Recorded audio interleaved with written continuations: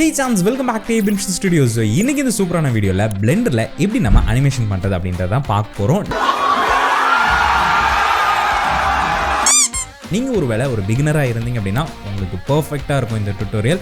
Because நம்ம just இந்த ஒரு சீன் அனிமேட் பண்ண போகிறோம் அப்படின்றது மட்டும் இல்லாமல் முதல்ல அனிமேஷனோட பேசிக்ஸை நம்ம முதல்ல தெரிஞ்சுக்கிட்டு, அதாவது ஒரு 3D அனிமேஷன் எப்படி பண்ணணும் அப்படின்றத நம்ம தெரிஞ்சுக்கிட்டு, அண்ட் பிளெண்டரில் என்னென்ன டெக்னிக்ஸ் இருக்குது, எப்படி கீஃப்ரேம் செட் பண்ணுறது, கீஃப்ரேம்னா என்ன, ஸோ இந்த மாதிரிப்பட்ட எல்லா விஷயத்தையும் டீட்டெயிலாக பார்த்துட்டு அதுக்கப்புறமா சின்னதாக இந்த சீனியை நம்ம அனிமேட் பண்ணி கற்றுக்க போகிறோம். கண்டிப்பாக இந்த வீடியோ உங்களுக்கு ரொம்பவே ஹெல்ப்ஃபுல்லாக இருக்கும். இந்த வீடியோவை எண்ட் வரைக்கும் பாருங்கள். ஸோ அப்போ தான் உங்களால் ஒரு அனிமேஷன், அதாவது 3D அனிமேஷனை எப்படி பண்ணுறது அப்படின்றத உங்களால் கற்றுக்க முடியும். ஸோ டைமை வேஸ்ட் பண்ணாமல் வாங்க வீடியோக்குள்ளே போய் மிச்சத்தை பேசலாம். ஸோ சாம்ஸ் வாங்க அனிமேட் பண்ண ஸ்டார்ட் பண்ணலாம். ரொம்பவே இன்ட்ரெஸ்டிங்காக அந்த வீடியோ இருக்க போது. ஸோ இன்றைக்கி நம்ம ஃபைனலாக அச்சீவ் பண்ண போகிறது என்ன அப்படின்றத நம்ம ஆல்ரெடி பார்த்துட்டோம். நான் ஒரு தடவை கூட காமிச்சிடுறேன். ஸோ இந்த மாதிரி தான் இருக்க போது. ரொம்பவே சிம்பிளான அனிமேஷன் தான். பட் இந்த அனிமேஷனில் இருக்கிற டெக்னிக்ஸ் என்ன அப்படின்றத நான் உங்களுக்கு சொல்லி கொடுத்துட்றேன். ஓகேங்களா? ஒருவேளை நீங்கள் இன்னுமே பிளெண்டரில் சுத்தமாக எனக்கு அனிமேஷன் பண்ணதே கிடையாது, எனக்கு இந்த ப்ரொஃபஷனல் அனிமேஷனை பற்றி எனக்கு சுத்தமாக ஐடியாவே இல்லைனாலும் ஒன்றும் பிரச்சனை இல்லை. ஜஸ்ட் ஹெட்ஃபோன்ஸை போட்டுட்டு வீடியோ ஃபுல் ஸ்க்ரீனில் போட்டு அமைதியாக உட்காந்து பாருங்கள். உங்களுக்கு நீட்டாக புரிஞ்சிடும். உங்களுக்கு முடிஞ்சால் பிளெண்டரை இன்ஸ்டால் பண்ணி பக்கத்துலேயே நீங்கள் ஒரு விண்டோவில் நீங்கள் ரெடியாக வச்சுக்கோங்க. ஸோ நான் சொல்கிறத டக்குன்னு ட்ரை பண்ணி பார்த்தீங்கன்னா உங்களுக்கு ஈஸியாக புரிய ஆரம்பிச்சிடும். ஸோ நீங்கள் அப்படியே கண்டினியூ பண்ண உங்களுக்கு வசதியாக இருக்கும். ஓகேங்களா? ஸோ முதல் விஷயம், நம்ம அனிமேஷனாக என்ன, பிளெண்டரில் கீ ஃப்ரேம்ஸ்னால் என்ன அப்படின்றத தெரிஞ்சுக்கலாம். கீ ஃப்ரேமாக அது என்ன புது வார்த்தையாக இருக்குது அப்படின்னா ஒன்றும் இல்லைங்க. கீ ஃப்ரேம்னா நம்ம பிளெண்டருக்கு சொல்கிற ஒரு விஷயம்னு வச்சுக்கலாம். For example, point A to point B, நீங்கள் இந்த இடத்துலேருந்து இந்த இடம் போகும்போது இப்படி மூவ் ஆகணும். லைக் ஒரு 10 செகண்ட்ஸுக்கு இந்த பக்கத்துலேருந்து பாயிண்ட் ஏலேருந்து பாயிண்ட் பிக்கு நீ இந்த மாதிரி டைரெக்ஷனில் ஆர் இந்த மாதிரி ஷேப்பில் ஆர் இந்த மாதிரி ரொட்டேஷனில் நீ வந்து மூவ் ஆகணும் அப்படின்னு சொல்லி நமக்கு ஒரு கமெண்ட்டாகவோ இல்லை அப்படின்னா நம்ம வந்து ஒரு ஸ்கிரிப்டோ இல்லை அப்படின்னா ஒரு டேட்டாவாக நம்ம கொடுக்குறது, அதை பிளெண்டருக்கு கொடுக்குற ஒரு விஷயந்தான் இந்த கீஃப்ரேம்ஸ். ஓகேங்களா? ஃபார் எக்ஸாம்பிள் இங்கே பார்த்தீங்கன்னா இங்கே குட்டி குட்டியாக உங்களுக்கு டைமண்டாக இருக்கும். ஸோ இதெல்லாம் தான் கீஃப்ரேம்ஸ்னு சொல்லுவாங்க. ஓகேங்களா? ஸோ இது ஒரு கீஃப்ரேம் ஆர் இது வந்து ஒரு கீஃப்ரேம், அந்த மாதிரி ஒன்று ஒரு கீஃப்ரேம்ஸ். ஓகேங்களா? ஸோ இங்கே என்ன ஆகிட்டுருக்கு அப்படின்னா இந்த பாயிண்டில், அதாவது 10th ஃப்ரேம்லேருந்து, இது வந்து ஃப்ரேம்னு சொல்லுவாங்க அண்ட் இது வந்து டைம் லைன். ஓகேங்களா? இதெல்லாம் உங்களுக்கு தெரிஞ்சிருக்கும் நான் நம்புகிறேன். உங்களுக்கு தெரியல அப்படின்னா பிளெண்டரோட நம்மளுடைய ஒரு பேசிக் சீரிஸ் வந்து நம்ம அப்லோட் பண்ணியிருக்கோம். அதை நீங்கள் செக் பண்ணி பார்க்கலன்னா செக் பண்ணி பாருங்கள். இப்போ ஐகார்ட் ஆர் வந்து டிஸ்கிரிப்ஷனில் உங்களுக்கு லிங்க் இருக்கும். அதை நீங்கள் தாராளமாக கிளிக் பண்ணி பிளெண்டரோட பேசிக்ஸை நீங்கள் கற்றுக்கலாம். ஓகேங்களா? அண்ட் இங்கே பார்த்தீங்கன்னா back to this topic. So இங்கே வந்து இந்த பாயிண்டில், அதாவது 10th செகண்டில் இருந்து 30th செகண்ட் வரைக்கும் நீ இந்த மாதிரி ரொட்டேஷனில் நீ வந்து அண்ட் இந்த டைரெக்ஷனில் நீ வந்து மூவ் ஆகணும் அப்படின்னு சொல்லி நான் கமெண்ட் கொடுத்துருக்கேன். ஸோ அதனால தான் நான் இந்த இண்டிகேட்டர், அதாவது இந்த ப்ளூ கலரில் இருக்குது பார்த்தீங்களா, இந்த இண்டிகேட்டரை நான் மூவ் பண்ணும்போது எனக்கு இந்த மாதிரி ஒரு அனிமேஷன் வந்து ஒரு மூவ்மெண்ட் வந்து அங்கே க்ரியேட் ஆகுது. ஓகேங்களா? ஸோ அதே மாதிரி தான் இந்த கீ ஃப்ரேம்ஸ், இந்த எல்லா கீ ஃப்ரேம்ஸும் அதை தான் குறிக்குது. ஒரு இங்கே என்னடா இவ்வளோ கீ ஃப்ரேம்ஸ் இருக்குது, இது ஒன்றுத்தையும் நம்ம வந்து அரேஞ்ச் பண்ணுவோம் அப்படின்லாம் நீங்கள் நினச்சி பயப்பட வேண்டாம். அது ரொம்ப சிம்பிள் தான். நான் உங்களுக்கு டீட்டெயிலாக சொல்லித்தரேன். ஓகேங்களா? ஸோ இப்போ கீ ஃப்ரேம்ஸ் அப்படின்னா என்னன்றது உங்களுக்கு தெரிஞ்சிருக்கும் நம்புறேன். ஸோ அனிமேஷனை நம்ம குறிக்கிறது தான், அதாவது பிளெண்டருக்கு நம்ம ஒரு டேட்டாவாக கொடுக்கறது தான் கீஃப்ரேம்ஸ். ஓகேங்களா? ஸோ இனி அடுத்தடுத்த கட்டங்களை நம்ம ஒன்றுனா பார்க்கலாம். ஸோ இப்போ நான் உங்களுக்கு எப்படி இந்த கீஃப்ரேம்ஸை செட் பண்ணி அனிமேட் பண்ணுறது, பேசிக்கான அனிமேஷன் எப்படி பண்ணுறது அப்படின்றத நான் உங்களுக்கு காமிச்சிடுறேன். ஓகேங்களா? ரொம்ப சிம்பிள் தான். டைமில் என்ன நான் கொஞ்சம் கூட பெருசு பண்ணிக்கிறேன். அண்ட் நம்மளுடைய தேவையில்லாத விஷயங்களை நம்ம டெலீட் பண்ணிடலாம். இந்த கேமரா, இந்த லைட்டை வந்து டெலீட் பண்ணிடலாம். இந்த கியூபை வந்து நான் அனிமேட் பண்ணி காமிக்கிறேன். ஓகேங்களா? ரொம்ப சிம்பிள் தாங்க. ஜஸ்ட் நீங்கள் என்ன பண்ணலாம் அப்படின்னா, அண்ட் உங்களுக்கு தேவையான ஷார்ட்கட்ஸ் வேணும் அப்படின்னா உங்களுக்கு ஸ்க்ரீனில் இந்த பக்கம் தெரியும், நீங்கள் அதை பார்த்து செக் பண்ணிக்கலாம். ஓகேவா? ஸோ இப்போ நான் என்ன பண்ண போகிறேன் அப்படின்னா, இந்த பாக்ஸ் வந்து, அதாவது இந்த கியூப் வந்துட்டு மேலே கீழே போகிற மாதிரி நான் அனிமேட் பண்ண போகிறேன். ஸோ உங்களுக்கு எங்கேருந்து ஆரம்பிக்கணுமோ நீங்கள் அங்கேருந்து ஆரம்பிச்சிக்கலாம். லைக் ஃபார் எக்ஸாம்பிள் 0 ஃப்ரேம்லேருந்து ஆரம்பிக்கலாம், இல்லைனா 10th ஃப்ரேம்லேருந்து ஆரம்பிக்கலாம், எங்கேருந்து வேணாலும் ஆரம்பிக்கலாம். நான் இங்கே வந்து 10th ஃப்ரேம்லேருந்து ஆரம்பிக்கிறேன். ஸோ இங்கே என்னுடைய இண்டிகேட்டர் ப்ளேஸ் பண்ணிட்டு நான் என்ன பண்ணுறேன் அப்படின்னா கீ ஃப்ரேமை கிரியேட் பண்ண போகிறேன். அது எப்படின்னா அதுக்கு சில ஸ்டெப்ஸ் இருக்குது, லைக் டிஃப்ரெண்ட் டைப்ஸ் இருக்குது. எப்படின்றத நான் உங்களுக்கு சொல்லித்தரேன். ஒன்று, நீங்கள் என்ன பண்ணலாம் அப்படின்னா இந்த டாட்டை கிளிக் பண்ணி நம்ம கிரியேட் பண்ணிக்கலாம். இப்போ நான் கிளிக் பண்ணி காமிக்கிறேன். ஸோ கிளிக் பண்ணும்போது உங்களுக்கு இந்த மாதிரி ஒரு டைமண்ட் வந்து உங்களுக்கு கிரியேட் ஆகும். அதுதான் கீ ஃப்ரேம். அண்ட் இங்கே பார்த்தீங்கன்னா உங்களுக்கு எல்லோ கலரில் ஹைலைட் ஆயிரும். இது என்னடா எல்லோ கலர் அப்படின்னா அது என்ன குறிக்குது அப்படின்னா அந்த ஃப்ரேமில் அந்த வேல்யூக்கு, அந்த ப்ராப்பர்ட்டிக்கு மட்டும் கீ ஃப்ரேம் வந்து கிரியேட் ஆகிருக்கு அப்படின்றத ஹைலைட் பண்ணி காமிக்கிறதுக்காக தான் அது வந்து எல்லோ கலரில் இருக்குது. அதே இது நீங்கள் கொஞ்சம் மூவ் பண்ணி வச்சுட்டு நீங்கள் இப்போ அனிமேட் பண்ணுறீங்க, அவர் வந்துட்டு மூவ் பண்ணிட்டீங்க, அந்த ஃப்ரேம்லேருந்து நீங்கள் வெளியில் போயிட்டீங்கன்னா அந்த இடம் வந்து க்ரீனாக இருக்கும். ஓகேங்களா? அதாவது அது காலியாக இருக்குது அந்த இடத்துல கீ ஃப்ரேம்ஸ் எதுவுமே இல்லைன்றது குறிக்கிறதுக்காக தான் அந்த க்ரீன் கலரில் இருக்குது. ஓகேங்களா? ஸோ இப்போ நம்ம என்ன பண்ண போகிறோம் அப்படின்னா இதை லைட்டாக மூவ் பண்ணிவிட்டு இந்த இடம் பார்த்தீங்கன்னா உங்களுக்கு ஆரஞ்சு கலரில் மாறும். ஓகேங்களா? ஸோ எல்லோ கலரில் இருந்துச்சு அப்படின்னா அங்கே கீ ஃப்ரேம் இருக்குதுன்னு அர்த்தம். க்ரீனில் இருந்தது அப்படின்னா அந்த இடம் காலியாக இருக்குதுன்னு அர்த்தம். ஆரஞ்சில் இருக்குது அப்படின்னா அந்த இடத்துல உங்களுக்கு கேப் ஃபில் ஆயிடுச்சு, அதாவது மூவ்மெண்ட் வந்துருச்சு, பட் அதை நீங்கள் இன்னும் கேப்சர் பண்ணல, அதாவது எல்லோவாக சேஞ்ச் பண்ணல அப்படின்றத குறிக்கிறதுக்காக தான் இந்த ஆரஞ்சு கலர். ஸோ இந்த இடத்துல நான் இப்போ கீ ஃப்ரேமை க்ரியேட் பண்ணுறேன். இந்த டைமண்ட் இருக்குது பார்த்தீங்களா, அதை நான் கிளிக் பண்ணுறேன். ஸோ இங்கே பார்த்தீங்கன்னா மறுபடியும் நமக்கு எல்லோ கலரில் மாறிடுச்சு. ஸோ இந்த வித்தியாசம் உங்களுக்கு புரிஞ்சிருக்கும்னு நம்புகிறேன். ஓகே ஓகே இப்போ நான் சொன்ன பார்த்தீங்களா கீ ஃப்ரேம் க்ரியேட் பண்ணுறதுக்கு நிறைய வழிகள் இருக்குது அப்படின்னு சொல்லிட்டு. ஸோ இது வந்து மேனுவலாக நம்ம பண்ணுறது. ஸோ அடுத்ததாக என்னென்னு பார்த்தீங்கன்னா ஷார்ட்கட் தான். ஸோ ஷார்ட்கட்டில் என்னெல்லாம் இருக்குது அப்படின்னா அதுவுமே நம்ம 2 டைப் ஆஃப் யூஸ் பண்ணலாம். ஒன்று என்னென்னா உங்களுடைய இண்டிகேட்டரை மூவ் பண்ணி வச்சுட்டு நீங்கள் உங்களுடைய எலமெண்ட்டை நீங்கள் எங்கே வேணாலும் மூவ் பண்ணிக்கலாம். ஓகேங்களா? மூவ் பண்ணிவிட்டு நம்ம என்ன பண்ணலாம் அப்படின்னா இங்கே பார்த்துக்கோங்க, நமக்கு ஆரஞ்சு கலரில் மாறிடுச்சு. அண்ட் இப்போ நம்ம மூவ் பண்ணிட்டோம். மூவ் பண்ணிவிட்டு ஐ ப்ரெஸ் பண்ணிக்கோங்க. ஐ ப்ரெஸ் பண்ணோன்னே உங்களுக்கு கீ ஃப்ரேம்ஸ், அதாவது என்னென்ன ப்ராப்பர்ட்டிக்கு கீ ஃப்ரேம் க்ரியேட் பண்ணலாம் அப்படின்றது உங்களுக்கு ஃபுல் டேட்டா உங்களுக்கு வந்துடும். ஸோ இதில் நீங்கள் எதை வேணாலும் செலக்ட் பண்ணி உங்களுடைய கீ ஃப்ரேம்ஸை நீங்கள் வந்து ஆட் பண்ணிக்கலாம். பட் இந்த இடத்துல நீங்கள் ஆட் பண்ணும்போது என்ன ஆகும் அப்படின்றத நான் இப்போ காமிக்கிறேன், நல்லா நோட் பண்ணிக்கோங்க. இந்த சைடில் இருக்கிற ப்ராப்பர்ட்டிஸும் நீங்கள் பார்த்துக்கோங்க. ஓகேங்களா? நான் ஐ கிளிக் பண்ணிட்டு லொக்கேஷனை நான் கிளிக் பண்ணுறேன். லொக்கேஷனாக ஒன்றும் இல்லை, நம்மளுடைய இந்த XYZ பொசிஷனை தான் லொக்கேஷன் போட்டிருக்காங்க. ஓகேங்களா? ஸோ ஐ ப்ரெஸ் பண்ணிவிட்டு நான் லொக்கேஷனை கிளிக் பண்ணேன் அப்படின்னா இங்கே பார்க்கும்போது உங்களுக்கு 3 இடத்துலையுமே, அது XYZ 3 இடத்துலையுமே உங்களுக்கு கீ ஃப்ரேம்ஸ் வந்து கிரியேட் ஆகிருக்கும். கரெக்டுங்களா? நம்ம இது வரைக்கும் பார்த்தது எப்படின்னா ஒரே ஒரு இடத்துல மட்டும்தான் இருக்கும். கரெக்டாக? ஸோ பட் இங்கே பார்த்தீங்க அப்படின்னா உங்களுக்கு 3 இடத்துலையுமே கிரியேட் ஆகும். ஸோ இந்த ஐயை ப்ரெஸ் பண்ணி நீங்கள் கிரியேட் பண்ணும்போது உங்களுக்கு இந்த மாதிரி அந்த லொக்கேஷன் இல்லைன்னா ரொட்டேஷன், ஸோ இந்த மாதிரி பட்டு எல்லா இடத்துலையுமே உங்களுக்கு வந்து ஹைலைட் ஆயிரும். அது கீ ஃப்ரேம்ஸ் வந்து கிரியேட் ஆயிரும். ஓகேங்களா? ஸோ அந்த ஒரு ட்ராபேக்னு சொல்ல முடியாது, but at the same time இது வந்துட்டு ஒரு லைக் ஒரு ப்ளஸ்னு சொல்ல முடியாது, ஒரு மிக்ஸ்டான ஒரு ஃபீலிங் தான். அது உங்களுடைய நீடை பொறுத்து தான்.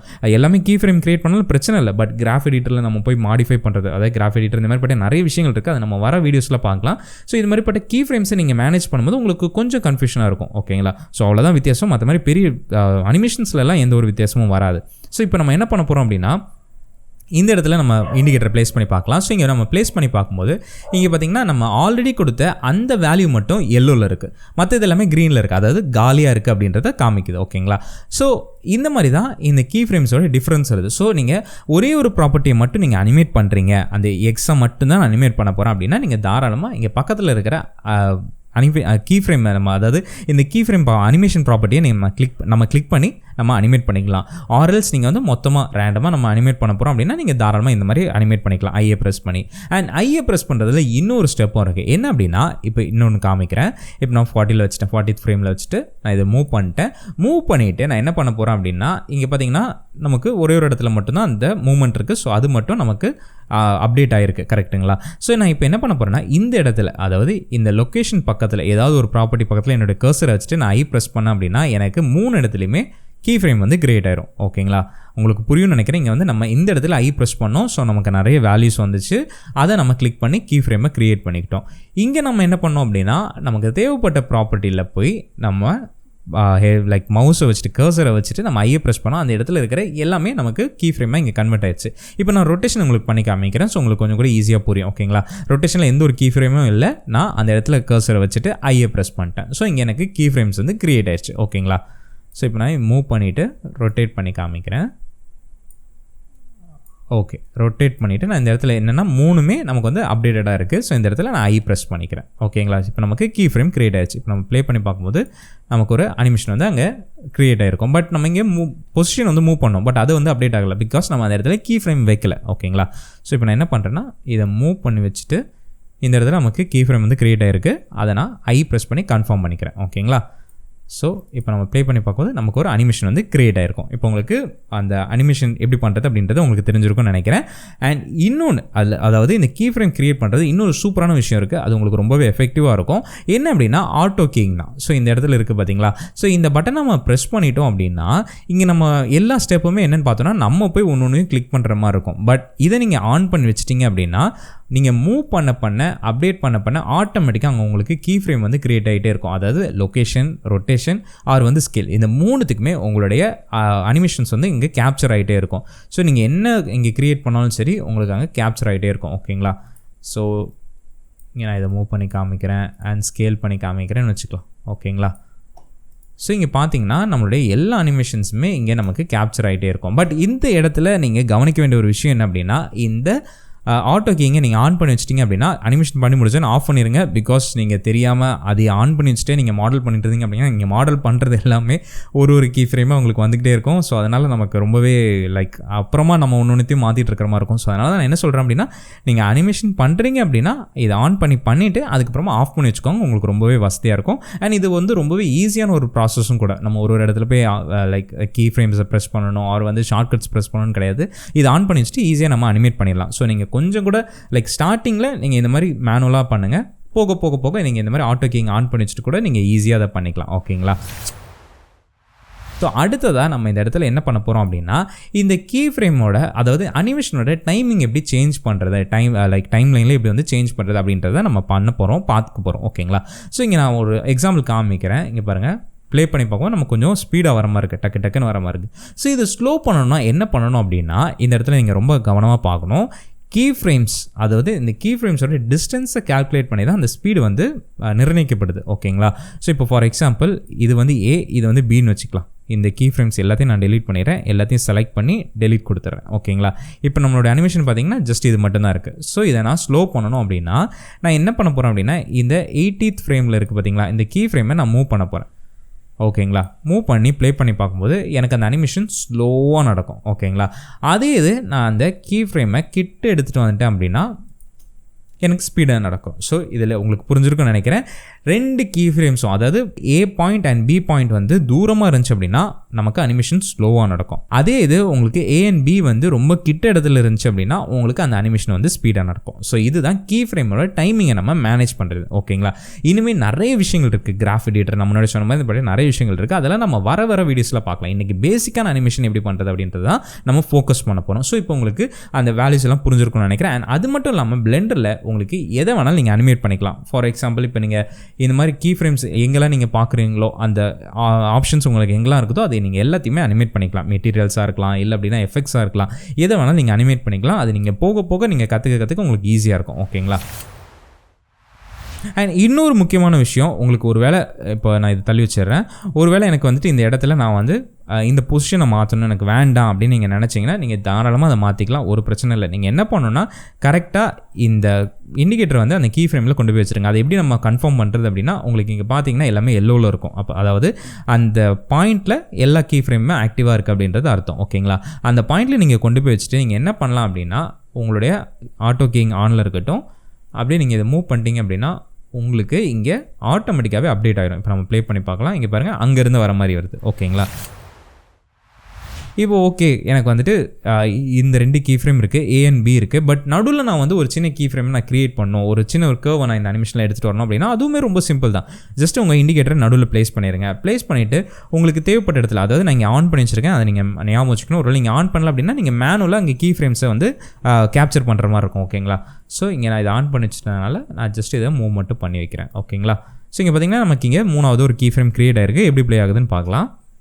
ஸோ இங்கே பார்த்தீங்கன்னா உங்களுக்கு தெரியும் அந்த இடத்துல போயிட்டு நமக்கு இங்கே வருது. ஸோ இந்த மாதிரி உங்களுக்கு நடுவுலையோ இல்லை அப்படின்னா சைடில், பேக்கில், ஃப்ரண்ட்டில் உங்களுக்கு எங்கே வேணாலும் நீங்கள் கீ ஃப்ரேம்ஸை ஆட் பண்ணிக்கலாம். ப்ராப்ளமே இல்லை. பட் கீ ஃப்ரேம்ஸை கேப்சர் பண்ணுதா அப்படின்றத நீங்கள் கன்ஃபார்ம் பண்ணிவிட்டு நீங்கள் அனிமேட் பண்ணுங்கள். ஓகேங்களா?